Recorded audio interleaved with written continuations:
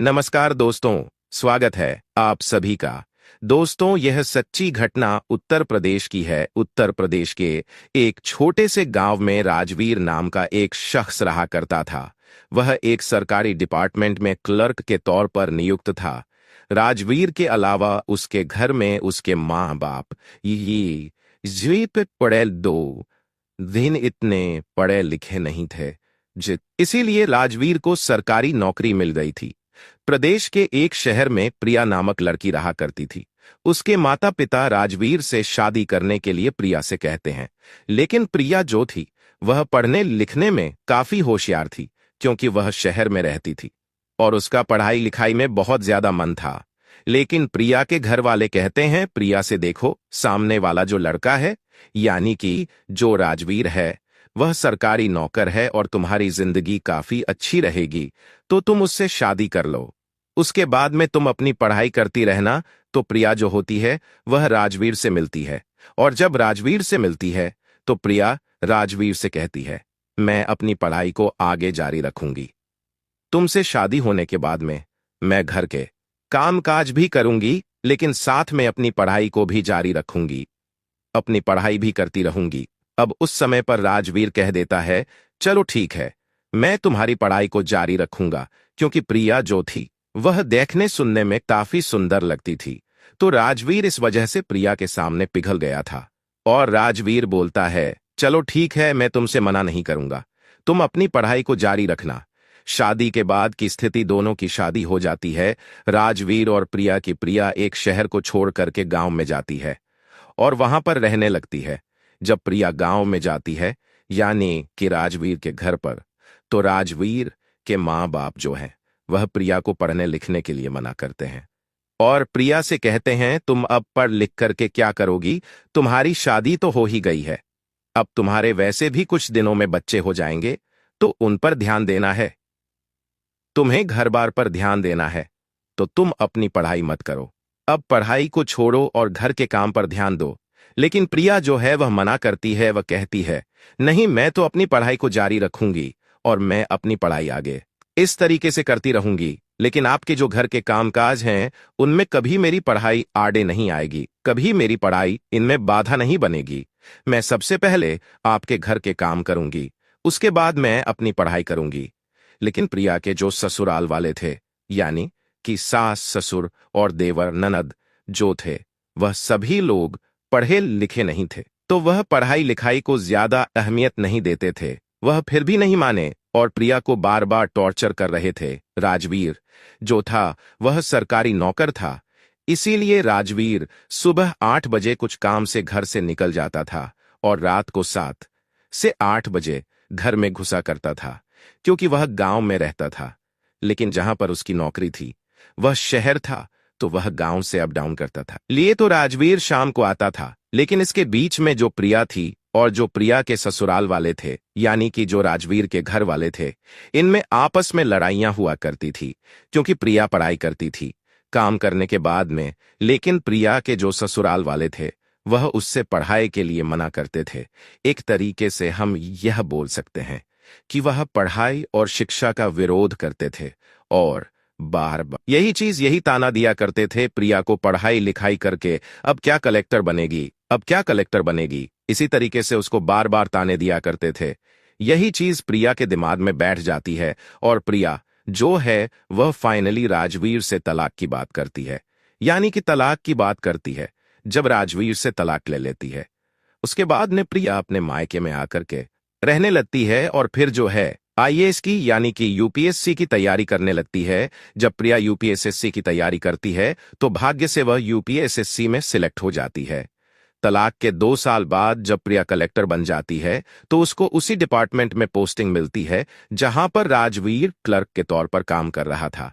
अब राजवीर जो होता वह क्लर्क था और प्रिया जो थी वहां पर 2 साल के बाद ने कलेक्टर के तौर पर यानी कि कलेक्टर के पद पर वहां पर जाती है। जब प्रिया ऑफिस पहुंचती है तो वह सफेद कार में होती है, जिस पर आगे लिखा होता है कलेक्टर ड्राइवर कार चला रहा होता है।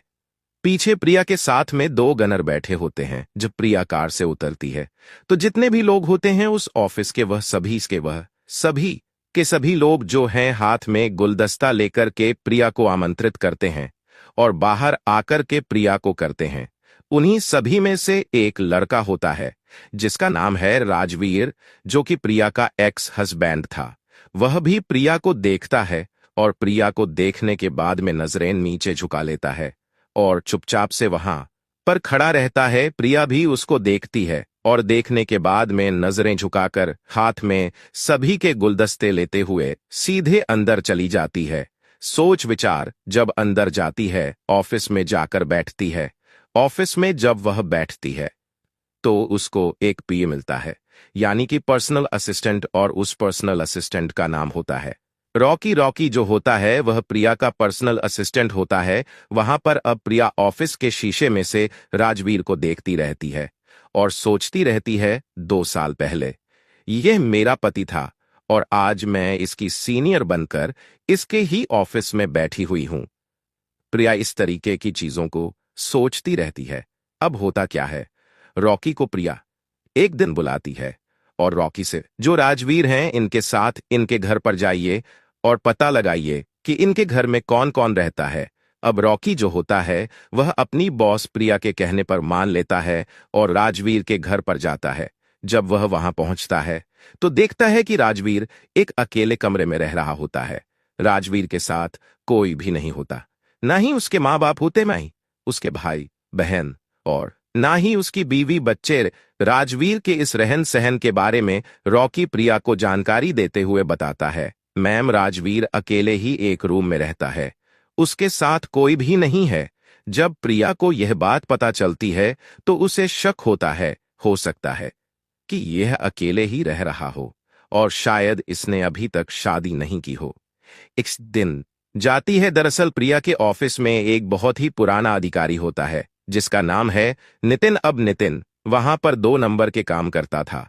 उसके पास सरकार की पावर थी, इसलिए वह गलत तरीकों से पैसा कमाता था।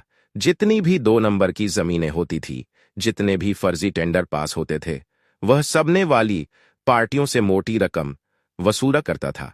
यह धंधा लगभग 7 से 8 साल से चल रहा था और जितने भी अधिकारी आते थे वे सभी नितिन के साथ हिस्सा लेते थे। कोई भी उसके काम में दखल नहीं देता था। लेकिन प्रिया अलग थी। जब प्रिया इस ऑफिस में आए, आदमी गरीबों की जमीनें हड़प है, इसको रोकना ही होगा। प्रिया नितिन के इस पूरे धंधे को चौपट कर देती है। अब कोई भी कागजात बिना प्रिया की अनुमति के आगे नहीं बढ़ता। नितिन जितनी भी साजिशें करता, प्रिया हर बार उसे रोक देती। इससे नितिन बहुत ज्यादा गुस्सा हो जाता है।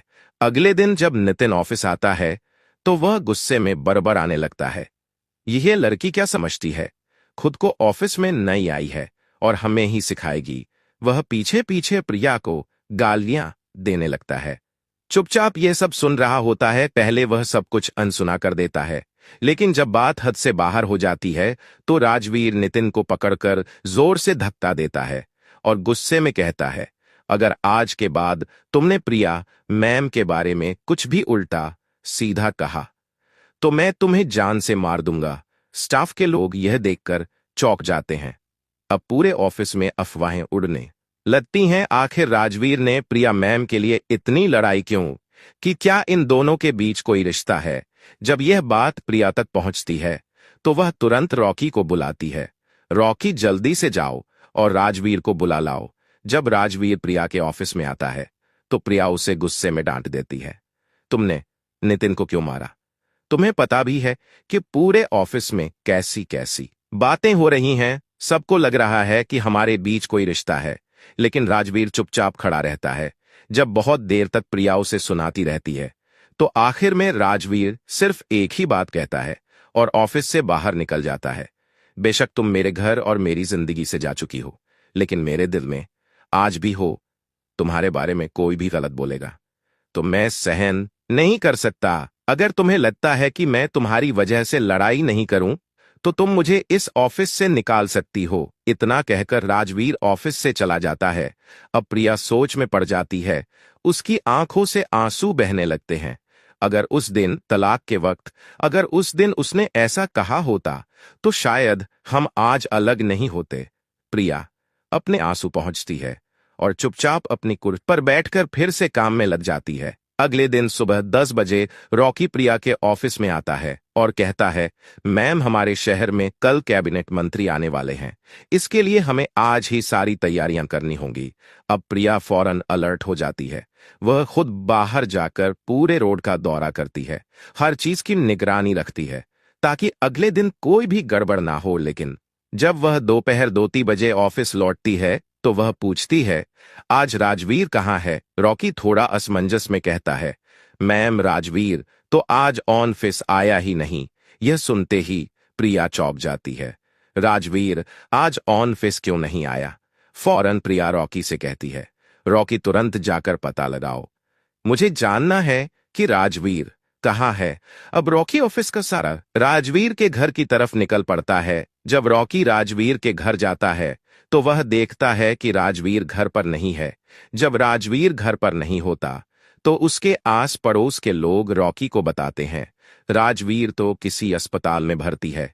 हमने सुना है कि उसके साथ मारपीट हुई है और किसी ने उसे मारने की कोशिश की है। जब यह बात रॉकी को पता चलती है तो वह तुरंत मैडम प्रिया को फोन करके बताता है, प्रिया मैम, राजवीर के साथ कातिलाना हमला हुआ है और वह इस समय गंभीर रूप से घायल है। वह सिटी हॉस्पिटल में भर्ती है। जब प्रिया को यह बात पता चलती है तो वह रात में ही 8 बजे अपने ड्राइवर को फोन करके बुलाती है और तुरंत सिटी हॉस्पिटल के लिए निकल जाती है। जब प्रिया हॉस्पिटल पहुंचती है तो वह देखती है कि राजवीर खून से लथपथ है और आईसीयू में भर्ती है। राजवीर को इस हालत में देखकर प्रिया की आंखों से आंसू छलक पड़ते हैं। वह आईसीयू के बाहर रखी बेंच पर बैठ जाती है और चुपचाप आंसू बहाने लगती है। वह भगवान से प्रार्थना करती है, भगवान, किसी भी तरह से राज जल्द ठीक हो जाए। पूरी रात बीत जाती है। सुबह लगभग 6 बजे से 7 बजे के बीच प्रिया को झपकी आ जाती है। वह उसी बेंच पर सो जाती है। जब उसकी आंख खुलती है तो सुबह के 11 बजे चुके होते हैं। तभी रॉकी का फोन आता है। रॉकी कहता है, मैम, आज आप ऑफिस नहीं आएंगी? आपको पता है 2 बजे कैबिनेट मंत्री आने वाले हैं। यह सुनकर प्रिया जवाब देती है, नहीं रॉकी, आज मैं ऑफिस नहीं आ सकती। राजवीर की हालत बहुत खराब है और मेरा यहां रहना जरूरी है। रॉकी चिंतित होकर कहता है, लेकिन मैम, अगर आप नहीं आएंगी तो कैबिनेट मंत्री नाराज हो जाएंगे। आपका वहां रहना बहुत जरूरी है। आप वरिष्ठ अधिकारी हैं और आपकी उपस्थिति सबसे महत्वपूर्ण है। लेकिन प्रिया दृढ़ता से जवाब देती है, नहीं रॉकी, आज मैं नहीं आ पाऊंगी। तुम्हें ही सब संभालना होगा। मंत्री जी को बता देना कि मैं किसी महत्वपूर्ण काम में व्यस्त हूं। इसके बाद प्रिया फिर से आईसीयू के बाहर बैठ जाती है और राजवीर के होश में आने का इंतजार करने लगती है। राजवीर के सही होने की दुआएं करती है। उसी दिन शाम को लगभग 5:30 पर आईसीयू के बाहर डॉक्टर निकल कर आते हैं। बेंच पर बैठी प्रिया से कहते हैं, है आप उससे जाकर मिल सकती हैं। डॉक्टर की यह बात सुनकर प्रिया भागते हुए आईसीयू के अंदर जाती है और राजवीर से मिलती है। राजवीर को देखकर वह भावुक हो जाती है और रोने लगती है। फिर चुपचाप बैठकर उसे देखने लगती है। थोड़ी देर बाद रॉकी का फोन आता है। रॉकी बताता है, मैम, कैबिनेट मंत्री यहां से जा चुके हैं। वह काफी गुस्से में थे, कह रहे थे कि आज वरिष्ठ अधिकारी का यहां आना बहुत जरूरी था। उनको पता था कि मैं आने वाला हूं, फिर भी उन्होंने इतनी बड़ी भूल कर दी कि वह यहां पर नहीं आए। प्रिया रॉकी को जवाब देती है, रॉकी, कोई बात नहीं, अगर कैबिनेट मंत्री नाराज हो गए तो उन्हें होने दो। ये मेरा पारिवारिक मामला है और मैं अपने परिवार को अपनी नौकरी से पहले रखती हूं। मेरे लिए मेरा परिवार। यह कहकर प्रिया फोन काट देती है। फिर वह सभी डॉक्टरों को बुलाती है और कहती है, राजवीर का अच्छे से ध्यान रखना। मैं घर जा रही हूं, मुझे कल ऑफिस ज्वाइन करना है। प्रिया चली जाती है। चूंकि वह कलेक्टर थी, सभी डॉक्टर उसकी बात मानते हैं और आश्वस्त करते हैं, मैम, आप घर चली जाइए, बिल्कुल चिंता ना करें। राजवीर हमारा पर्सनल पेशेंट है, इसलिए हम उसका पूरा ध्यान रखेंगे। वह ठीक होने के बाद घर भी भेज दिया जाएगा। डॉक्टरों की बात सुनकर प्रिया घर चली जाती है। अगले दिन प्रिया ऑफिस ज्वाइन करती है। ऑफिस में बहुत काम होता है क्योंकि वह कई दिनों से अनुपस्थित थी। अगले 2-3 दिन तक वह बेहद व्यस्त रहती है, इसलिए उसका ध्यान राजवीर की ओर नहीं जा पाता। 3 दिन बाद जब ऑफिस का काम थोड़ा कम हो जाता है तो शाम को वह ड्राइवर से कहती है, गाड़ी निकालो, हमें राजवीर के घर जाना है। रॉकी और ड्राइवर के साथ वह राजवीर के घर पहुंचती है। वहां जाकर देखती है कि राजवीर एक छोटे से कमरे में बेड पर लेटा हुआ है। उसके पास एक टेबल पर दवाइयां रखी हैं। यह देखकर प्रिया की आंख भर आती हैं। राजवीर के पूरे शरीर पर पट्टियां बंधी होती है क्योंकि उस सूखे थे, दुश्मनों ने उसे कई जगह चोट पहुंचाई थी। प्रिया धीरे से उसके पास जाकर कुर्सी पर बैठ जाती है और पूछती है, तुम्हारे साथ ये हादसा कैसे हुआ? राजवीर और प्रिया काफी देर तक बातें करते हैं। फिर प्रिया पूछती है, तुम अकेले क्यों रह रहे हो? माँ बाप कहाँ गए? भाई बहन कहाँ है? बीवी बच्चे कहाँ है? राजवीर उदास स्वर में जवाब दे, मैंने अभी तक शादी नहीं की, इसीलिए बीवी बच्चे भी नहीं है। कुछ देर चुप्पी छा जाती है। फिर राजवीर धीरे से पूछता है, और तुमने शादी कर ली? प्रिया सिर झुकाकर कहती है, नहीं, मैंने अभी तक शादी नहीं की। राजवीर यह सुनकर आश्चर्य में पड़ जाता है और पूछता है, क्यों? प्रिया गहरी सांस लेती है और कहती है, मैं तो तुमसे तलाक लेना ही नहीं चाहती थी। मैं तो बस तुम्हारे साथ रहकर पढ़ाई करना चाहती थी ताकि अपने लक्ष्य तक पहुंच सकूं, लेकिन तुम्हारे माँ बाप मुझे बहुत टॉर्चर करते थे। तुम तो सुबह चले जाते थे और शाम को लौटते थे, लेकिन पूरे दिन मुझे ताने सुनने को मिलते थे। मैं पढ़ाई नहीं कर पाती थी, इसीलिए मजबूरी में मुझसे यह फैसला लेना पड़ा। प्रिया की आंखों में आंसू आ जाते हैं। वह आगे कहती है, तुमने जो मुझे तलाक पेपर भेजे थे, मैंने उन पर साइन नहीं किए थे। मैंने उन्हें अपने पास रख लिया था। मेरे पिताजी और माँ बाप ने बहुत समझाया कि साइन कर दो, हम तुम्हारी दूसरी शादी करा देंगे, लेकिन मैंने मना कर दिया। मैंने कहा, जब मैं कलेक्टर बन जाऊंगी तभी राजवीर से और उसके परिवार वालों से मिलूंगी। इस तरीके से प्रिया जो है राजवीर को पूरी कहानी बताती है। जब राजवीर यह सुनता है तो उसकी आंखों से आंसू आने लगते हैं और वह कहता है, तुमने अच्छा किया कि पेपर पर साइन नहीं किए। अगर तुमने पेपर पर साइन कर दिए होते तो हो सकता था कि तुम्हारे पिताजी तुम्हारी कहीं और शादी कर देते। तो प्रिया बोलती है, मैं तुम्हें पहले भी प्यार करती थी और मैं तुम्हें अब भी प्यार करती हूं, लेकिन मुझे यह चीज बहुत ज्यादा बुरी लगी कि तुमने मेरा बिल्कुल भी साथ नहीं दिया। फिर राजवीर कहता है, मुझे बताओ प्रिया, मैं क्या करता? एक तरफ मेरे माँ बाप थे और एक तरफ तुम थी, मैं किसको चुनता? हालांकि मैं तुम्हारी शिक्षा को लेकर, तुम्हारी पढ़ाई लिखाई को लेकर बिल्कुल भी खिलाफ नहीं था, लेकिन मैं नहीं चाहता था कि रोज रोज घर में लड़ाई हो और रोज रोज तुम्हें परेशानी भुगतनी पड़े। इसी वजह से मैंने भी तुम्हें तलाक के कागज भेज दिए और मैं चाहता था कि तुम मुझसे अलग होकर सुखी जीवन बिताओ। जब दोनों की बातें हो जाती हैं तो दोनों लोग काफी रोने लगते हैं। रोने के बाद गले लगाते हैं। थोड़ी देर तक गले लगाने के बाद प्रिया रूम से बाहर आती है। जब प्रिया रूम से बाहर आती है तो देखती है कि रॉकी और ड्राइवर कार में बैठे होते हैं और प्रिया का इंतजार कर रहे होते हैं कि वह कब वापस आए। तभी प्रिया रॉकी को बुलाती है और कहती है, मैं आज वापस नहीं आऊंगी, कल मैं तुमसे ऑफिस में ही मिलूंगी, तुम लोग घर निकल जाओ। जब रॉकी यह सुनता है तो वह अंदर ही अंदर सोचने लगता है, आखिर क्या बात है? मैम आज राजवीर के पास क्यों रुक रही हैं? आखिर इन दोनों का चक्कर क्या है? लेकिन रॉकी चुपचाप ड्राइवर के साथ वापस चला जाता है। इधर प्रिया और राजवीर दोनों लोग रात में एक साथ रुकते हैं। वे एक दूसरे के मन की बातें साझा करते हैं और अपने दिल का बोझ हल्का। दूसरे दिन जब प्रिया ऑफिस पहुंचती है तो रॉकी उसे गलत नजर से देखने लगता है। गलत नजर से मतलब जैसे कि प्रिया ने कुछ गलत कर दिया हो, क्योंकि रॉकी को पता था कि प्रिया राजवीर के साथ रात में अकेली रहकर आई थी। जब रॉकी प्रिया को इस तरह देखने लगता है तो प्रिया उसे ऑफिस में बुलाती है और कहती है, मेरे एक्स हस्बैंड है, ये इनसे ही हुआ था। हालांकि इनके नजरों में तलाक हो गया था, लेकिन मैंने तलाक नामे पर साइन नहीं किए थे, इसी वजह से यह अभी तक मेरे पति हैं। लेकिन यह बात मैंने तुम सभी लोगों से इसलिए छुपाई क्योंकि मैं नहीं चाहती थी कि ऑफिस में किसी भी तरह की अफवाहें फैले। जब रॉकी को यह सारी बातें पता चलती हैं तो वह भावुक हो जाता है और कहता है, मैम सॉरी, मुझसे गलती हो गई। मुझे लग रहा था कि आप दोनों के बीच कुछ चल रहा है। यह बात मुझे ही नहीं पूरे ऑफिस को लग रही थी।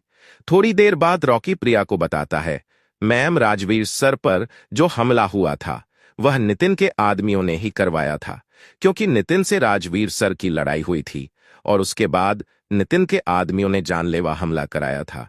जब यह सुनती है तो प्रिया तुरंत नितिन को सस्पेंड कर देती है और उसे ऑफिस से निकाल देती है। उसके बाद प्रिया रॉकी से कहती है, रॉकी, हम और राजवीर अब दोबारा एक हो रहे हैं, इसीलिए हम पार्टी रखना चाहते हैं। इस पूरी पार्टी की जिम्मेदारी तुम्हारी होगी। सभी लोगों को इनवाइट करना और पूरी तैयारी अच्छे से संभालना। जब रॉकी को यह जिम्मेदारी मिलती है तो वह उसे बखूबी निभाता है। फिर प्रिया और राजवीर की दोबारा शादी हो जाती है। शादी के बाद दोनों हमेशा के लिए एक हो जाते हैं। यह एक ऐसी घटना है जो आज भी बहुत से गांवों में हो रही है। जब भी कोई शहर की लड़की गांव में शादी करके जाती है और वहां पढ़ाई लिखाई करना चाहती है तो उसके ससुराल वाले सास, ससुर, देवर, ननद उसकी पढ़ाई से चिढ़ने लगते हैं। तहीं ना तहीं उनके मन में जलन की भावना आ जाती है कि कहीं ऐसा ना हो कि यह पढ़ लिखकर हमसे आगे निकल जाए और हमसे लड़ने लगे। लेकिन देखिए, हर लड़की एक जैसी नहीं होती। यह सच है कि ऐसा होता है, लेकिन हर लड़की इस तरह की नहीं होती। हर लड़की बदतमीज नहीं होती। कुछ लड़कियां तो अपने पति और ससुराल के लिए अपनी नौकरी तक कुर्बान कर देती हैं। अब जैसे कि आप लोगों ने ज्योति वाला केस सुना होगा। ज्योति, जो कि एसडीएम थी, उसने अपने पति को छोड़ दिया, जबकि उसके पति ने ही उसे सरकारी नौकरी दिलवाई थी, उसे एसडीएम बनाया था। वह खुद चपरासी की नौकरी करता था। लेकिन ज्योति इतनी ज्यादा नमक हराम निकली कि उसने अपने पति को ही छोड़ दिया। इस तरह की कुछ लड़कियां होती हैं, लेकिन कुछ लड़कियां ऐसी भी होती हैं जो अपने पति और ससुराल के लिए बहुत कुछ बलिदान कर देती हैं। हमें हर लड़की को गलत नजर से नहीं देखना चाहिए। एक मछली पूरे तालाब को गंदा कर सकती है, लेकिन इसका मतलब यह नहीं कि सारी मछलियां गंदी होती हैं। तो दोस्तों, यह थी हमारी आज की कहानी। आप सभी को कैसी लगी कमेंट बॉक्स के माध्यम से हमें जरूर बताएं। दोस्तों, साथ ही हमारे चैनल टोटल स्माइल वॉइस को सब्सक्राइब करना ना भूलें। दोस्तों, मिलते हैं ऐसी ही इंटरेस्टिंग और खतरनाक कहानी के साथ। तब तक के लिए आप सभी का तहे दिल से धन्यवाद।